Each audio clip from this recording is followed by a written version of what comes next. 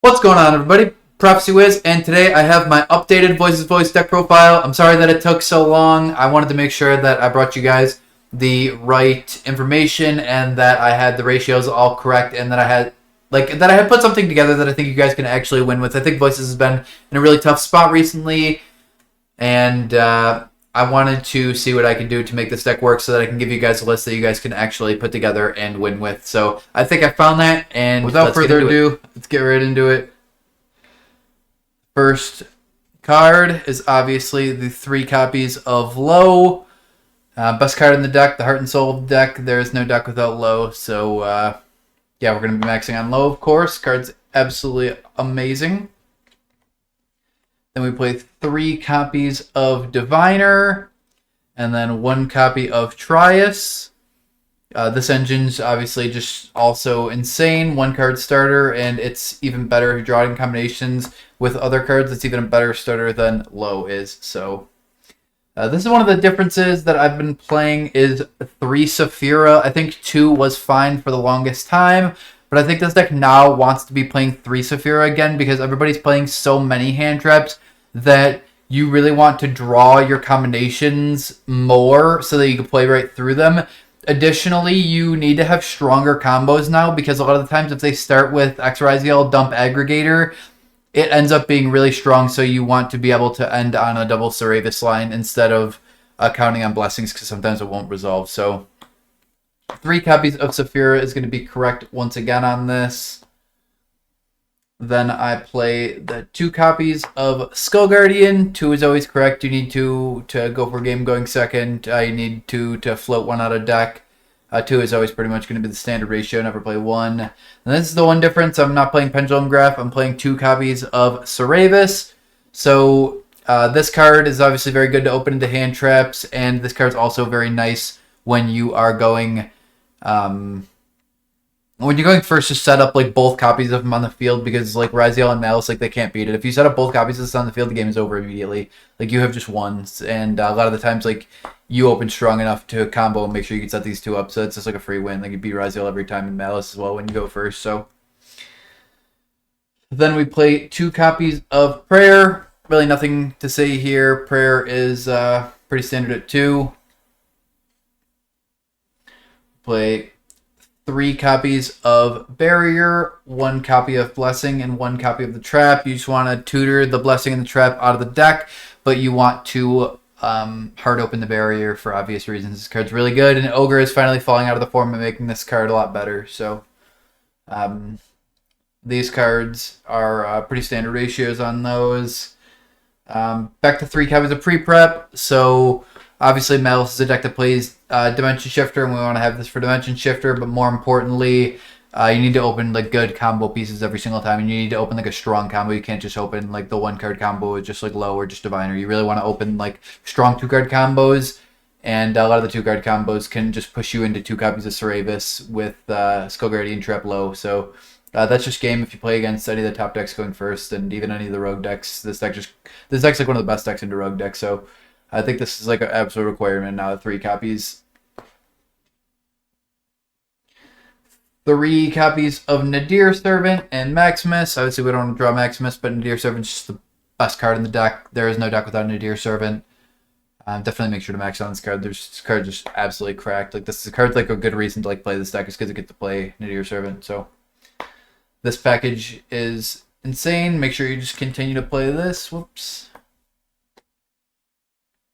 Then some of the differences in the deck. I main deck 3 Fualos.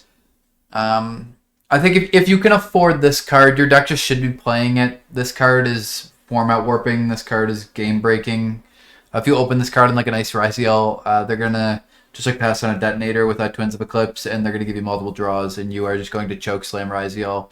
Malice, similar thing. You don't have like a way to chain to Malice, but you can just stop them on significantly less and draw cards and pass them on less. So this card just cracked. Like this card's like the best card in YuGiOh at the moment. So definitely if you could afford this card, make sure you are going to be playing 3 copies of it. Then we play 3 Droll, which is irritating because it conflicts with Fuvaros, but we can't play a ton of hand traps because we need to make sure we can combo going first. So the hand traps that we do play, we need to make sure like when we open them, they're on their own. They're insane. Like if you open just Fua, it's crazy. If you open just Droll, at least against YuGiOh, it's crazy. So we're trying to play high impact hand traps and at least like draw one of them. So we play 12. The next one we play is 3 Nibiru. This card is really good against Malice and YuGiOh. It's not as good by itself, but it can at least make an impact on the game, especially if your opponent's not as good with Malice, and it can stop quite a bit against YuGiOh still. And obviously gives you the full tribute fodder, so it's got natural synergy with the deck. So 3 Nibiru, and the last hand trap is Dominus Purge. This card's insane. Another part of the reason you would play this deck. This card's crazy, so definitely make sure that you're playing 3 copies of Purge, just 12 hand traps. I think that's one of the issues with this deck at the moment, is it can only just play 12 hand traps. I know people are going to be like, oh, you can cut this for this, but it's not going to combo efficiently. I've tried it. You need to just kind of accept it and play with what the deck strengths are. So we will go into the side deck now. So I play the 3 copies of Solemn Judgment. I still think this card is really good. I still think it helps just like protect your board. Not really else to say about this. I think this card is really strong.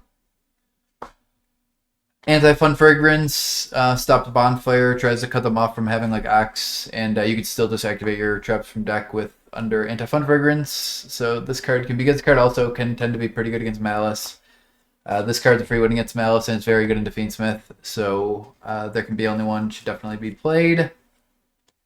And then Called By, because Droll is picking up in the format, so we are still going to want to make sure that we're playing the 1 copy of Called By the Grave here.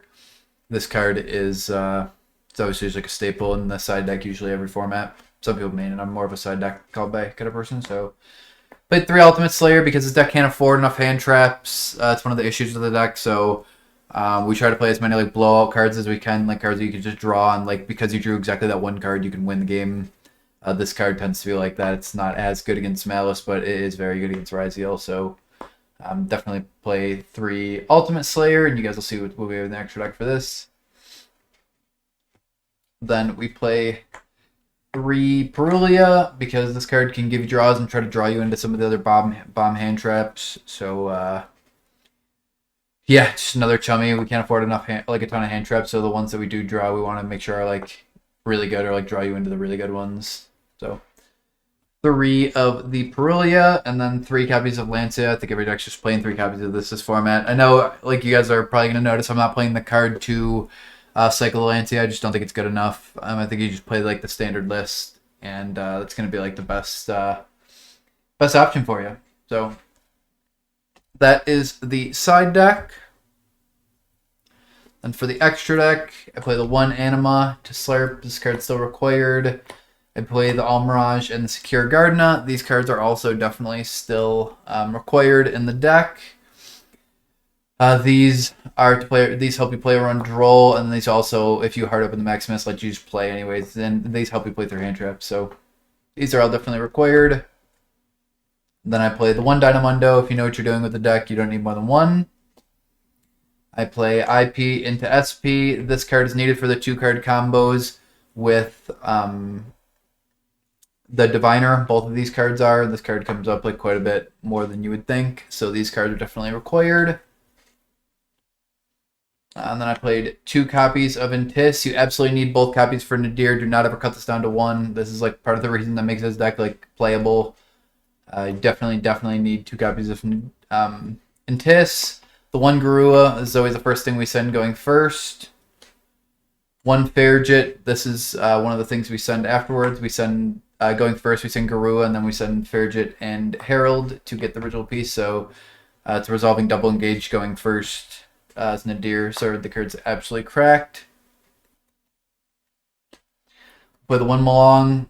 This card is really good under Nadir. It's not as good because of Twins of Eclipse, but if you can stop their duo drive, depending on the situation, if you leave it on field, like if you Dominus Purge it and they don't get rid of it, you can Malong away the detonator and they can't use Twins, so this card is still really good.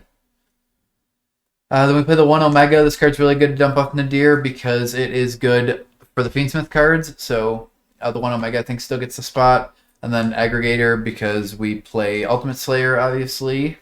And then, we have like a few good synchros for Ultimate Slayer, of course, but we don't play many synchro decks. And then Typhon, because, this card's just insane. This card comes up infinite, so that is the updated list. I'm sorry it took so long to get this over to you guys. Truthfully, I've been maining Melodious recently. I think Melodious is just the best deck in general right now. I'm going to a YCS Orlando this weekend. I'm going to be playing Melodious at that tournament, so hopefully you guys want to see a deck profile for that, because hopefully the tournament goes well, and we have a deck profile coming after that tournament. But I know there's a lot of people who are here and love Voiceless Voice, and obviously I still play this deck, so I wanted to make sure I kept everybody up to date for what the current list is looking like. And I really appreciate everybody's continued support. I've been trying to post more this year. I hope you guys notice, and I hope you guys really enjoy the content. Let me know what you guys think of the deck profile in the comments below. Check out my Twitch, link below at ProphecyWiz_. I stream usually every Monday through Friday. And then, just be sure to like, subscribe, drop a comment, and let me know what kind of videos you guys want to see next. So thank you so much, and we'll see you.